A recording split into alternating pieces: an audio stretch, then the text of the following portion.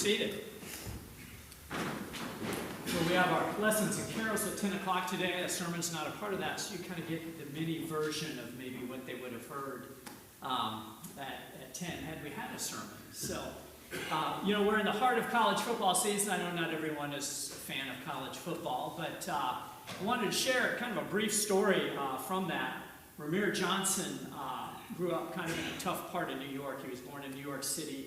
He participated, New York City had a city program for youth from endangered backgrounds. That's not the word I'm looking for, but kind of came from broken homes and needed some support. And he grew up in that and got good enough in high school. He was fairly highly recruited as a running back, and he got recruited, went to school, and his freshman year, he had a couple good games, and then he got hurt. And then his sophomore year, he had one good game, and then he got hurt and didn't play the rest of the season. Third year, he was having a breakout year, his junior year, tearing up the field, running over 100 yards a game, blew out his knee, didn't play anymore after 4 games that year. So just a really, really hard thing. But he got an extra extension because of that injury, and what would have been his senior year this year, he was having a heck of a year. And then he got a concussion and was knocked out of playing all but one more game that year. And so that's kind of a hard knock, but it even got worse because his mother died in November of this year. And so he didn't want to be a distraction. He talked to the coach said, let's just, I'm going to go and I'll be back, in a week or so. And he went to bury his mom. And just a terrible, terrible year. Everything in his career was just one hardship after another. And to back up, his senior year, he wasn't even sure if he was going to come back. And he'd gone to talk to the coach. And the coach was telling the story. He said he came in, he was just crying, and he said, is it worth coming back? I've put my heart and life into this, and I get hurt every year. And he came back with no guarantee to play. And then, as we said, he started out great, got the concussion. Then his mom died. Didn't play anymore until the second to last game of the year, and then this bowl game that he played in yesterday. And he had the best game of his college career yesterday. Scored the first touchdown. At the end of the game, when the team needed a first down to run out the clock, the game was on the line. They handed him the ball. He got hit at the line, broke free, ran for 15 yards and a first down that allowed his team to win the game. He was voted MVP of the game. And what a great story of perseverance, right? To every year work so hard, have it taken away from you in some way, and then get one last chance and it all came together, right? And so it's a great story, one of hope. But we know life doesn't always work that way, right? It doesn't always work that way for everybody.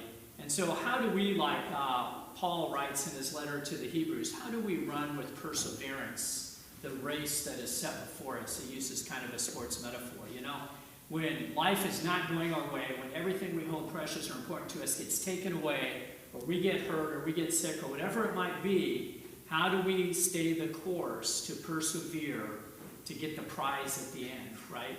For us, that salvation and the satisfaction of being faithful to God. How do we do that?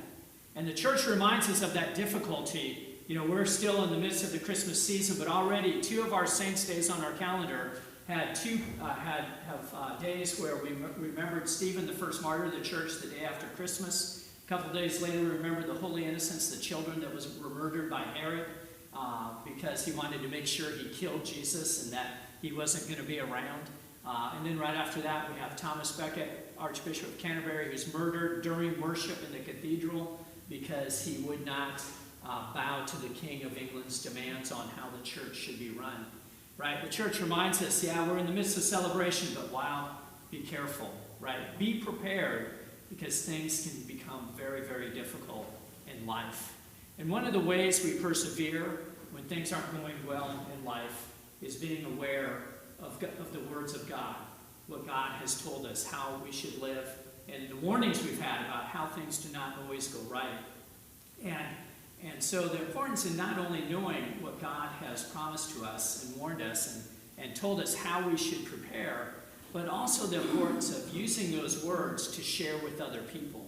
Because oftentimes it's offering those words of encouragement with others that actually make us stronger, right? Because we have that word of encouragement. So as we march into 2025, as it's coming very quickly, let us be intentional about knowing the promises of God in our life, being familiar with our story of faith, being ready to give an explanation of our faith to people who need to hear a story of faith in their life, and then intentionally and carefully use our words to build people up, to lift them up and to remind them that they are loved and cared for, and that God is always walking with them, and perhaps just as importantly, that we are walking with them, and do what we can to help them in that time of hardship so that they can stay the course and persevere in this race of life that we are all living.